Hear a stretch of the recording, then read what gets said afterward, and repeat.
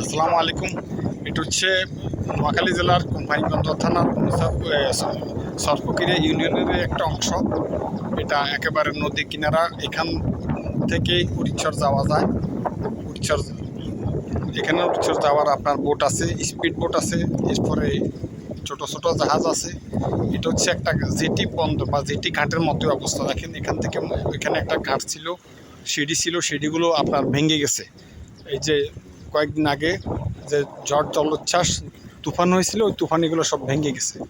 আমি এই পরিবেশটুকু আপনাদেরকে দেখাইতেছি।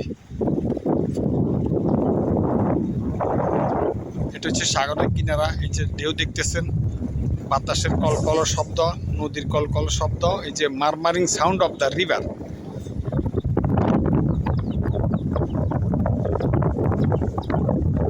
ওই যে এখান থেকে বিদ্যুৎ গেছে, বিদ্যুৎ সরবরাহ করা হয়েছে একেবারে কোম্পানীগঞ্জ থানার সরফকিরা ইউনিয়ন থেকে। একেবারে ওই যে দক্ষিণে উড়িষ্যার নেওয়া হয়েছে।